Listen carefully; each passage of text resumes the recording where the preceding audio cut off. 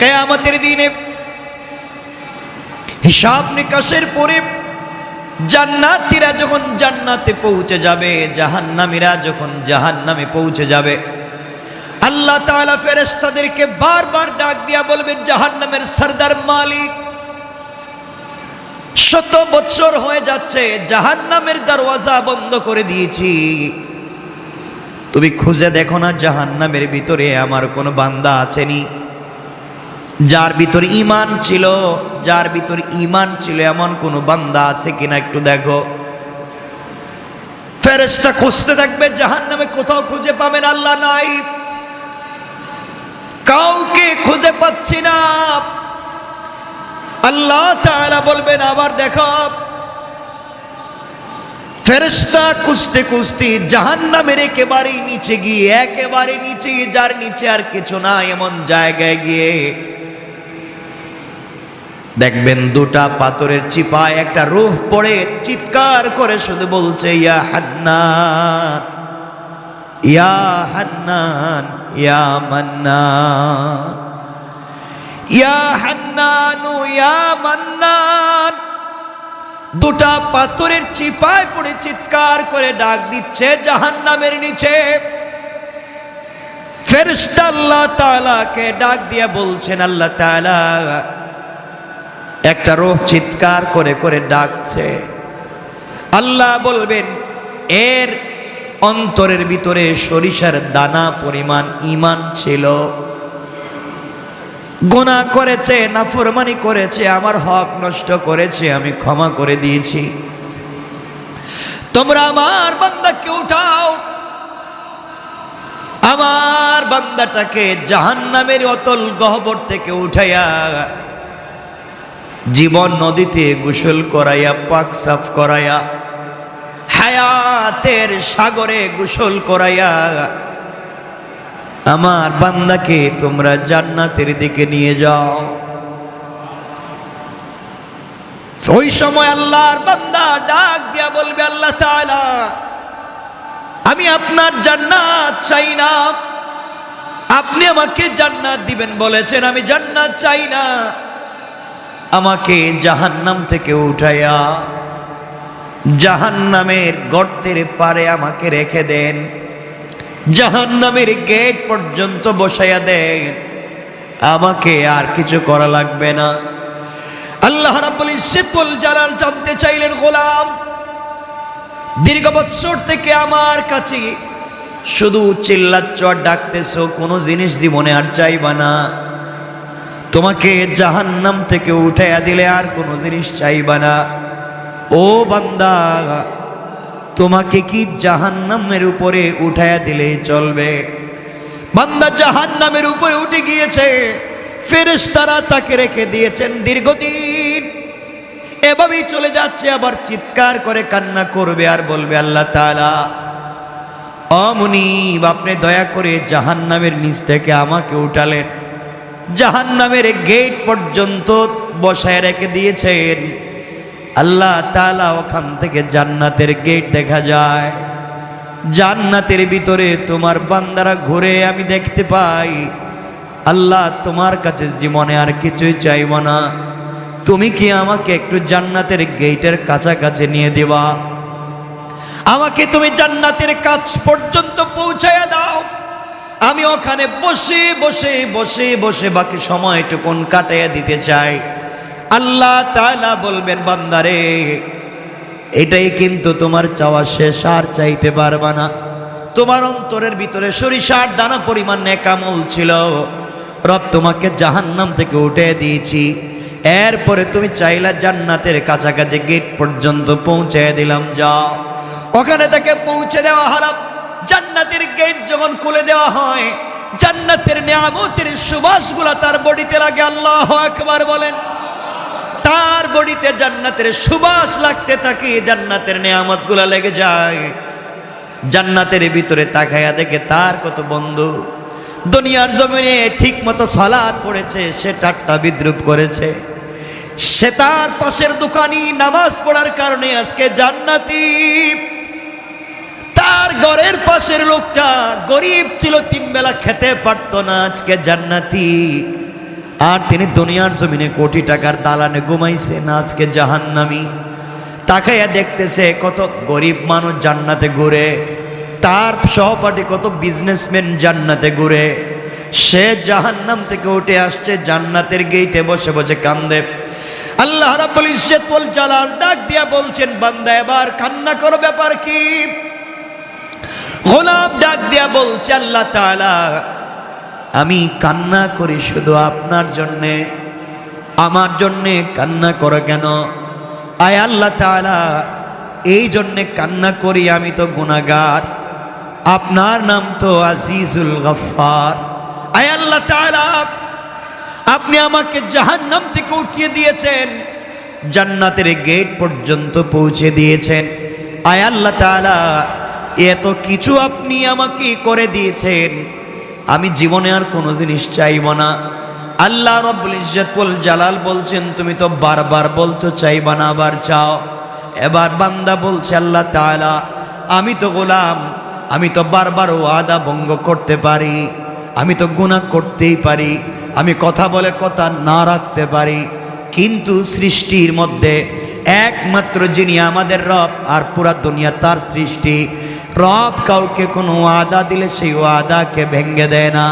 আল্লাহ জান্নাত কত সুন্দর দেখা যায়, তোমার কাছে আমি জান্নাত চাই না, জান্নাতে বসবাস করার কথাও বলি না, আমাকে একটা বার জান্নাতের ভিতরে দেখবার সুযোগ দাও, আমি জান্নাতের ভিতরে যাব, জান্নাত দেখে কথা দিলাম, ওয়াদা দিলাম বের হয়ে আসবো, যদি বের না হতে চাই আপনি ঘাট ধরে আমাকে বের করে দিবেন, আমাকে একটা বার ভিতরে ঢুকবার সুযোগ দেন।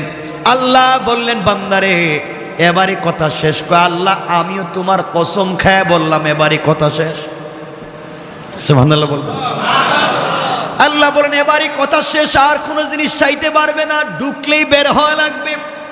বান্দা বলছে, আল্লাহ আমিও কথা দিলাম, এবার কথা বলা শেষ, আর কোনো দিন চাইব না। আল্লাহ তাআলা বললেন, যাও তুমি জান্নাত দেখে আসো। বান্দা জান্নাতের ভিতরে যখন প্রবেশ করেছে, দৌড়াতে শুরু করেছে, দৌড়ায়। থামেন। আল্লাহ বলেন, বান্দা থামো না কেন? তোমাকে না বলছিলাম তুমি টাইম শেষ হয়ে গেলে বের হয়ে যাবা? ও বান্দা, বের না হয়ে তুমি জান্নাতের ভিতরে দৌড়াও কেন?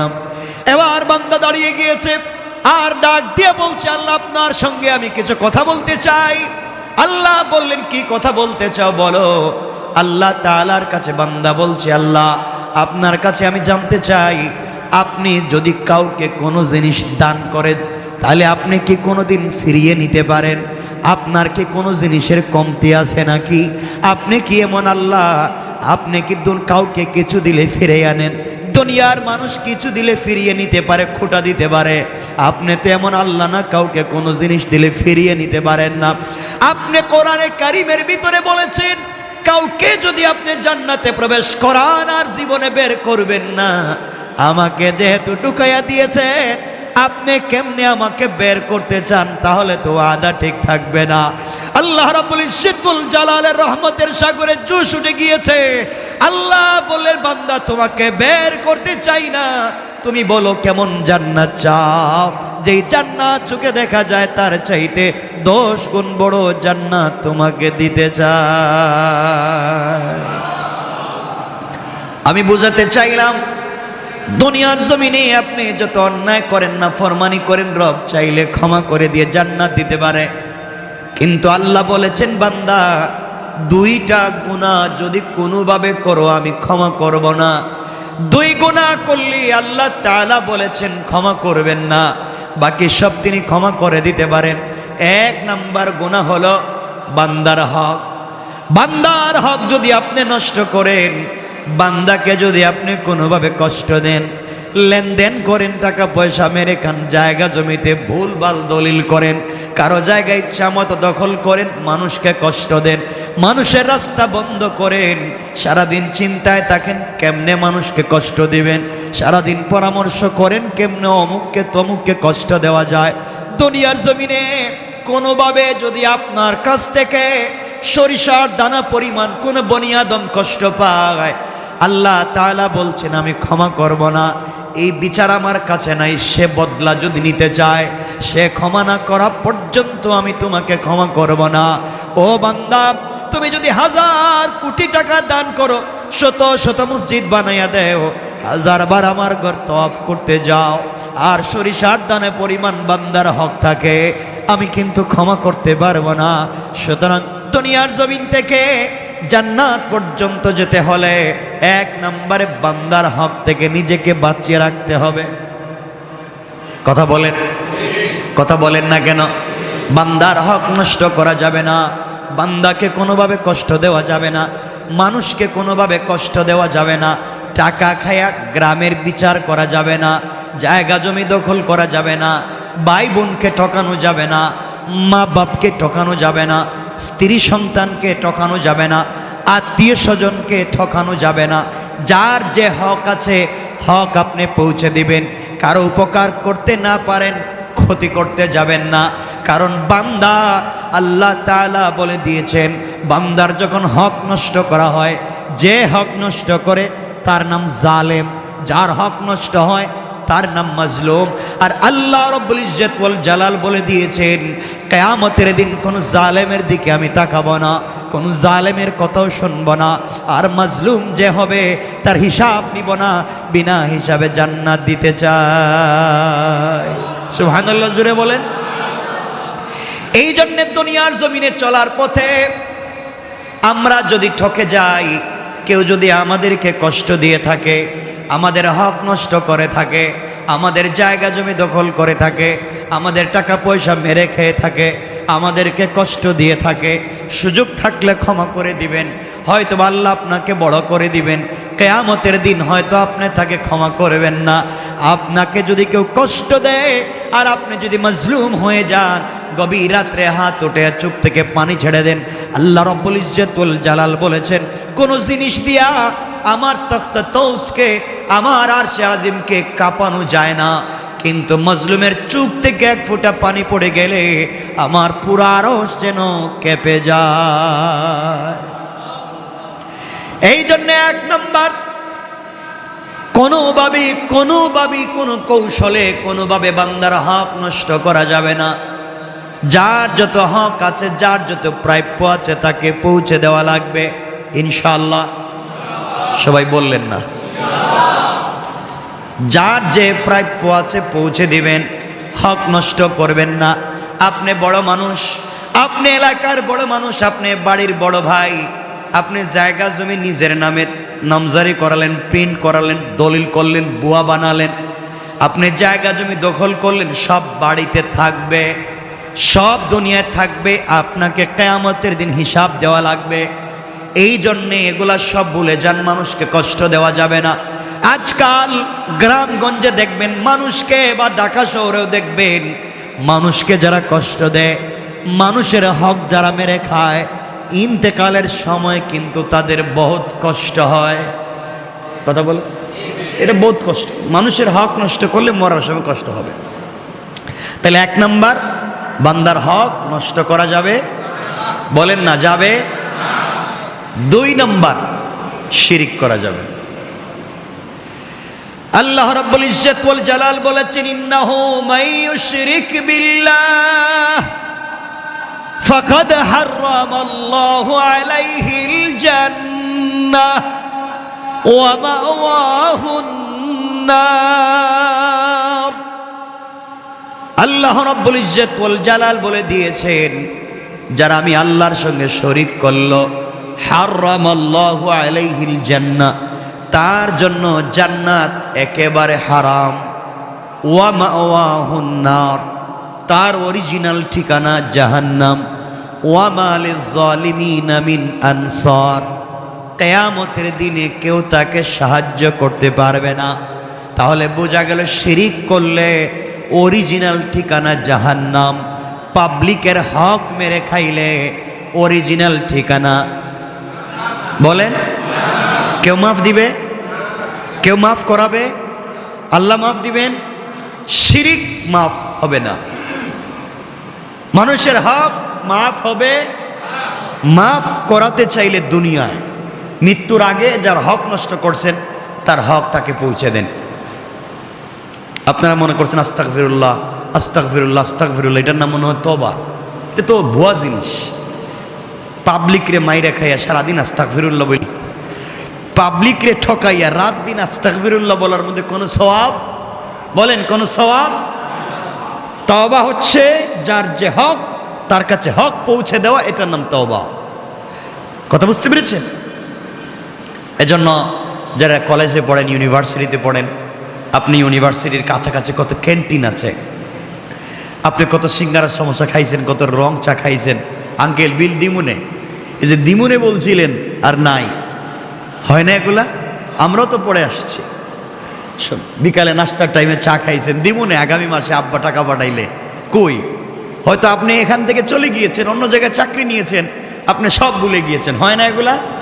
আপনি এখানে একটা বাসা ভাড়া নিয়েছেন, এক মুদি দোকান থেকে আপনি হয়তো কোনো জিনিস 2, 4, 5, 10, 20 টাকা নিয়েছেন, ভুলে গিয়েছেন। এই যে হক, মাফ হওয়ার কোনো সম্ভাবনা নাই, কোনো সম্ভাবনা নাই। ওটা আল্লাহর খাতায় লেখা আছে, কিয়ামতের দিন বাইর করে দিবেন।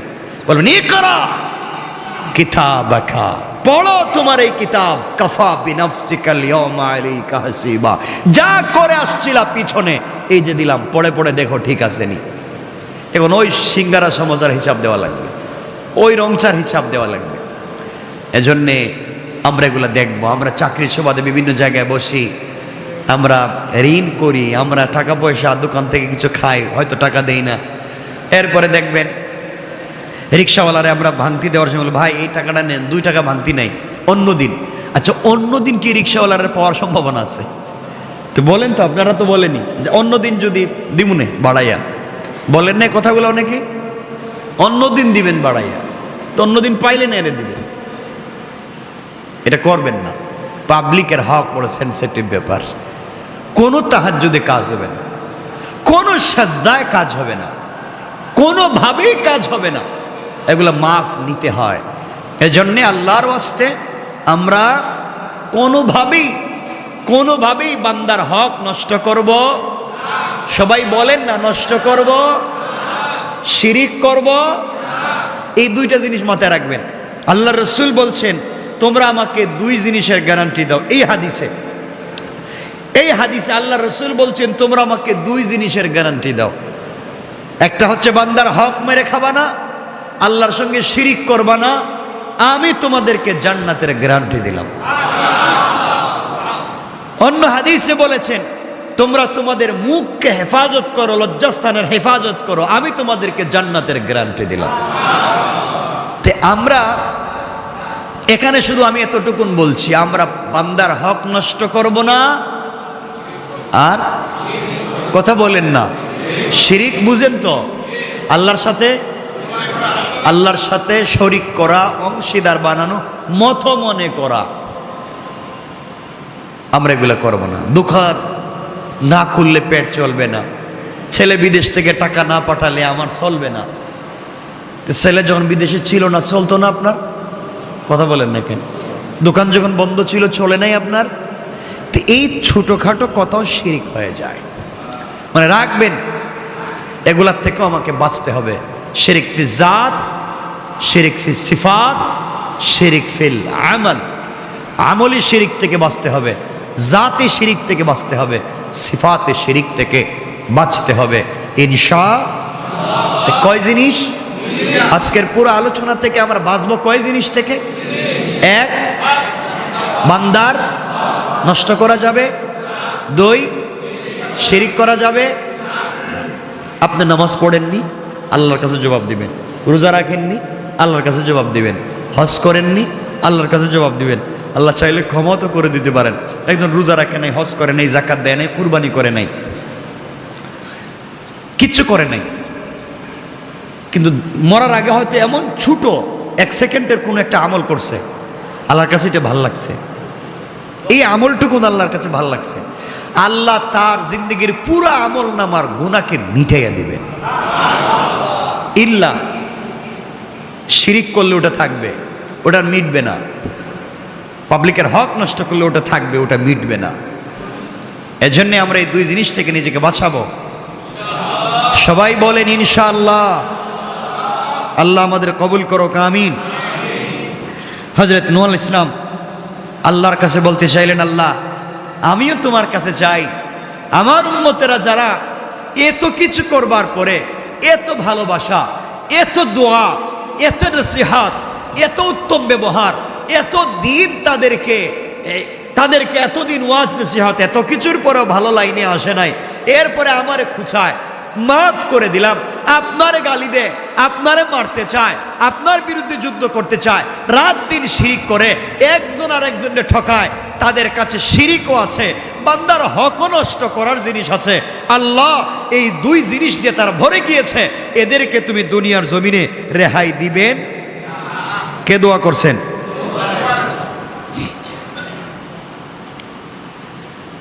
আল্লাহ বলছেন কি হয়েছে? আমার সাথে শিরিক করছে, বান্দার হক নষ্ট করছে, এদেরকে আমি মেরে ফেলে দিব, তুমি এই কথা বলছো কেন? এদেরকে বাঁচায় রাখলে সমস্যা কি? কে বলছেন? নূহ আলাইহিস সালামকে বলছেন। আল্লাহর পয়গম্বর নূহ আলাইহিস সালাম জবাব দিতে লাগলেন,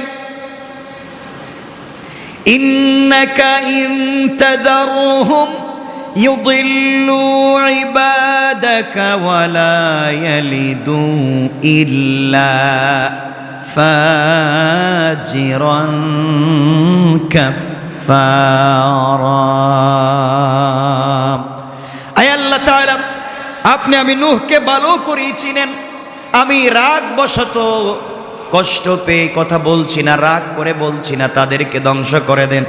আমি তাদের কার্যকলাপের ভিত্তিতে, কাজকর্মের ভিত্তিতে বুঝতে পারতেছি, আপনি যদি তাদেরকে রেহাই দেন, আপনি যদি তাদেরকে দুনিয়ার জমিনে বাঁচায় রাখেন, তারা আপনার বান্দাদেরকে পথভ্রষ্ট করবে এবং জন্ম দিতে থাকবে দুনিয়ার জমিনে শুধু কাফের আর পাপিষ্ঠ। কন্যা আউযুবিল্লাহ। আয় আল্লাহ তাআলা, এরা শিরিক করে, এরা বান্দার হক নষ্ট করে, জীবন্ত সন্তানকে পুড়িয়ে মারে, বাবা ছেলের হক মারে, মা মেয়ের হক মারে, ভাই ভাইয়ের হক মারে, নারীরা সব চরিত্রহীন হচ্ছে, পুরুষেরা নির্লজ্জ হয়ে যাচ্ছে। আয় আল্লাহ তাআলা, এই সমাজ এদেরকে বাঁচিয়ে লাভ নাই, এরা আপনার জমিনে থাকে, আপনার দেওয়া জিনিসপত্র খায়, এরপরেও আপনার শুকর আদায় করে না, একমাত্র আপনার ইবাদত করে না। আমি বলছি এদেরকে এই জন্যে ধ্বংস করে দেন, এরা বেঁচে থাকলে যারা ভালো মানুষ আছে তাদেরকেও পথভ্রষ্ট করবে, এদেরকেও ধ্বংস করবে, এবং ওরা যাদেরকে দুনিয়ার জমিনে জন্ম দিবে তারা হবে সকলগুলা পাপাচারী, সমাজ পাপাচারে নষ্ট হয়ে যাবে। আপনার সৃষ্টি সমাজ নষ্ট করতে চাই না, এই জন্যই খারাপ লোকগুলাকে ধ্বংস করে দেয়। তাহলে মানুষ যদি খারাপ হয় তাহলে জন্ম দেয় খারাপ। কথা বলে না কেন? এখান থেকে বুঝতে পারলাম নূহ আলাইহিস সালাম আল্লাহর কাছে বলছেন, আল্লাহ এরা তো খারাপ লোক, এরাও জন্ম দিবে খারাপ লোক, তাহলে সমাজে খারাপ লোকের বসবাস বেড়ে যাবে, এই জন্য আপনি এদেরকে ধ্বংস করে দেন। কি করে দেন? এখন আমাদের সমাজে খারাপ লোক নাই, একবারেই নাই, খারাপ লোকের অভাব নাই। এই জমিন কেমনে যে আছে একমাত্র আল্লাহ জানেন, কেমনে জমিন টিকিয়ে রেখেছেন একমাত্র আল্লাহ জানেন। সুতরাং আমরা যারা আছি, আমরা আল্লাহর ওয়াস্তে খারাপ কাজ করব না, বলেন না ইনশাআল্লাহ।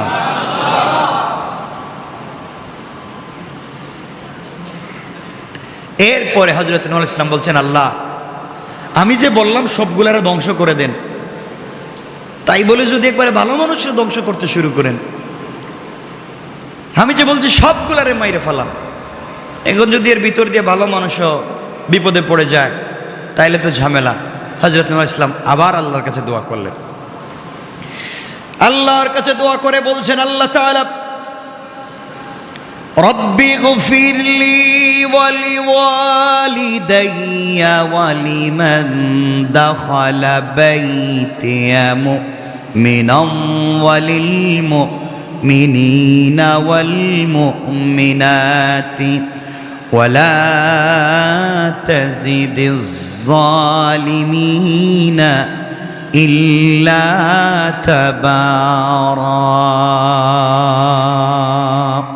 হযরত নূহ আলাইহিস সালাম বলতে লাগলেন, হে আমার পালনকর্তা, আপনি আমাকে, আমার পিতামাতাকে, যারা মুমিন হয়ে আমার গৃহে প্রবেশ করবে তাদেরকে, এবং মুমিন পুরুষ এবং মুমিন নারীদেরকে ক্ষমা করুন, এবং জালেমদেরকে শুধুমাত্র কেবলমাত্র জালেমদেরকে ধ্বংস করুন। আগে দোয়া করেছেন সবগুলারে ধ্বংস করে দেন। আল্লাহ তাআলা এখন চিন্তা করলেন, নূহ আলাইহিস সালাম আমার কথা যদি আল্লাহ সবাইরে ধ্বংস করে দেয়, মুমিন মুমিনাতরেও যদি মেরে ফেলে। আবার তিনি পরিষ্কার করে বুঝাইয়া বুঝাইয়া দোয়া করলেন বাচ্চাদের মতো। বাচ্চা যখন বাবার কাছে কোনো জিনিস চায়, বাবা বলেন বুঝি নাই, এ সুন্দর করে বুঝাইয়া তার নিজের ভাঙ্গা ভাষা দিয়ে বুঝাতে চায়। আল্লাহ রাব্বুল ইজ্জতুল জালালকে এবার নূহ আলাইহিস সালাম বুঝালেন, হে আমার পালনকর্তা রব্বি, হে আমার পালনকর্তা, আমি বলতে চাইলাম আপনি আমাকে, আমার পিতামাতাকে, যারা মুমিন হয়ে আমার গৃহে প্রবেশ করবে তাদেরকে, আমার ছেলে মুমিন হয়ে আমার গৃহে প্রবেশ করতে পারে নাই, তাকে বাঁচাবার কথা আমি বলছি না। যারা মুমিন হয়ে আমার গৃহে আসবে আপনি তাদেরকে বাঁচান। এখান থেকে নূহ আলাইহিস সালাম বুঝাতে চাইলেন ঘরের ভিতরে যারা মুমিন থাকবে না, নিজের ঘরে বসবাস করবে, নিজের প্লেটে খাইবে, নিজের টেবিলে খাইবে, এক ঘরে ঘুমাবে, এক বিছানায় থাকবে, কিন্তু মুমিন হবে না, নূহ আলাইহিস সালাম তাদের পক্ষে আছেন। তাহলে বুঝাতে চাইলেন আল্লাহ তাআলা, ওয়ালিমান দাখালা বাইতিয়া মুমিনা, যারা আমার ঘরে মুমিন হয়ে প্রবেশ করবে তাদেরকে বাঁচান। আল্লাহ আপনি আমাকে, আল্লাহ তাআলা আপনি আমাকে, আমার মা বাপকে, যারা মুমিন হয়ে আমার গৃহে প্রবেশ করবে তাদেরকে, এবং মুমিন পুরুষ মুমিন নারীদেরকে আপনি ক্ষমা করে দেন। আর ধ্বংস করেন শুধু ওয়ালা তাজিদিজ জালিমিনা ইল্লা তাবারা। আয় আল্লাহ, ধ্বংস যদি করে দিতে হয় একমাত্র জালেমদেরকে কেবল ধ্বংস করে দেন, বলেন নাউজুবিল্লাহ। তাহলে আমরা আলোচনার শুরুতে বলছিলাম যদি কেউ জালেম হয়ে যায়, আল্লাহ বলছেন তাদের সাথে কোনো সম্পর্ক কিয়ামতের দিন নাই। নূহ আলাইহিস সালাম এখানে দোয়া করতেছেন, আল্লাহ ধ্বংসই যদি করতে হয় সব জালেমরে ধ্বংস করো। আমরাও দোয়া করি, আল্লাহ ধ্বংসই যদি করতে হয় যারা আমাদের গৃহে মুমিন হয়ে ঢুকবে, যারা মুমিন মুমিনাত হয়ে সমাজে বসবাস করবে, আল্লাহ তুমি তাদেরকে বাঁচাইয়া রাখো, জান্নাত তাদেরকে ওয়াসিব করো, আর দুনিয়া যারা জালেম হবে তুমি ধ্বংস করো। ঠিক না? আমিন বলেন সবাই, আমিন বলেন। আমরাও জালেম থেকে বেঁচে থাকতে চাই, আল্লাহ আমাদেরকে হেফাজত করুক, বলেন আমিন। এটা হচ্ছে সূরা নূহের শেষ আয়াতগুলোর অনুবাদ। এরপর থেকে আল্লাহ তাআলা সূরা জিন শুরু করবেন, কুল উহিয়া ইলাইয়া বলে আল্লাহ তাআলা আর একটা সূরা শুরু করতে যাচ্ছেন। এখানে অনেকগুলো লম্বা চৌড়া কথা আছে, আমরা সবগুলা কথায় যেতে পারবো না। সুতরাং আসুন, এখন আপনারা আমাকে বলতে পারেন, আমাদের সময় কমে গিয়েছে, আপনারা আমাকে বলতে পারেন হুজুর ঠিক আছে আমরা মানলাম যে আমরা তো অনেক সময় পাবলিকের হক নষ্ট করে ফেলেছি, আমরা হয়তো কার দোকান থেকে 2-4 টাকা খাইছি, টাকা দিতে পারি নাই, হয়তো 502 টাকা বিল হয়েছে, 500 টাকা দিছি, বলছে আরেকদিন এসে 2 টাকা দিয়ে যাব। হয় না এগুলা? আর যাইও নাই, দেইও নাই, গেছি হয়তো মনে নাই, এগুলা কি হয়? এমন আমরা এগুলার থেকে বাঁচবো কেমনে? সব ভুলে গিয়েছি, যার কাছ থেকে আনছি হয়তো সে মরে গিয়েছে, অথবা আমি এলাকা ছেড়ে দিয়েছি, অথবা তার আত্মীয় স্বজনকে চিনি না। আমি তো এই হক থেকে বাঁচতে চাই, আমি তো এই হক থেকে বাঁচতে চাই। এখন আপনি আমি কি করব বলেন তো? কেমনে বাঁচবো? আল্লাহ রাব্বুল ইজ্জতুল জালাল বলছেন, বান্দা যদি তার সন্তান থাকে, তার ব্লাড সম্পর্কের কেউ থাকে, তার কাছে ক্ষমা চাও, সে যেন ক্ষমা করে, আর তার গুরুস্থানে গিয়ে ক্ষমা চাও, সে যেন ক্ষমা করে। আর যদি মনে করো ক্ষমা হচ্ছে না, তবে তুমি যেই পরিমাণ টাকা, যেই পরিমাণ সম্পদ একজনের তোমার কাছে আছে, ওই পরিমাণ তুমি সাদাকায়ে জারিয়া করে দাও, আল্লাহর রাস্তায় তুমি দান করে দাও। আল্লাহর রাস্তায় যদি তুমি দান করে দিতে পারো, ওই সম্পত্তি সাদাকা হতে কিয়ামত পর্যন্ত সওয়াব বাড়তে বাড়তে বাড়তে বাড়তে বিশাল ওহদ পাহাড় পরিমাণ হয়ে যাবে। কিয়ামতের দিন ওই বান্দা দেখবে এত সওয়াব, আল্লাহকে বলবে, আল্লাহ এই সওয়াব তো আমি করি নাই, এত সওয়াব কোথায় পেলাম? আল্লাহ বলবেন, অমুক বান্দার কাছে তোমার হক ছিল, সে ভয় পেয়ে হক তোমাকে দিতে পারেনি, মরে গিয়েছিলে বা সরে গিয়েছিলে, ভয় পেয়ে সাদাকা করে দিয়েছিল, আমি তার সাদাকাকে বাড়িয়ে এই পরিমাণ তোমার জন্য করে দিয়েছি, তুমি এটা গ্রহণ করো, আমার বান্দাকে ক্ষমা করো। আল্লাহ যদি কারো ব্যাপারে ওকিল হইয়া কারো কাছে বলেন ক্ষমা করো, কারো ক্ষমতা আছে? ক্ষমা না করে পারে? কথা বলেন, পারবে? তাহলে এই জায়গা পর্যন্ত যেতে হলে আমাদেরকে সাদাকায়ে জারিয়া করে যেতে হবে। সাদাকায়ে জারিয়া, সাদাকায়ে জারিয়া তো বুঝেনি, দাওয়াত করে মানুষের খাওয়াইয়া দিলেন নাকি? সাদাকায়ে জারিয়া হলো কিয়ামত পর্যন্ত চালু থাকে। মানুষকে একটা টিউবওয়েলের ব্যবস্থা করে দেন, একটা মাদ্রাসার একবারে নিচের কাজ হচ্ছে, মসজিদের নিচের কাজ হচ্ছে, একবারে নিচের এই যে পিলারের কাজ হচ্ছে, উপরের নিচে ছাদের কাজ হচ্ছে, দিয়ে দেন। এখানে আবার সাদকা দেওয়ার কথা বলতেছি না, মানে দান খয়রাতের কথা বলছে। মসজিদে তো তোর সাদকা দিলে চলবে? মসজিদে কি আল্লাহ সাদকা নিব? আল্লাহ ঠেকছে তো আপনার আমার কাছে যে আল্লাহ সাদকার দরকার? ভালো টাকা আল্লাহকে দিতে হবে।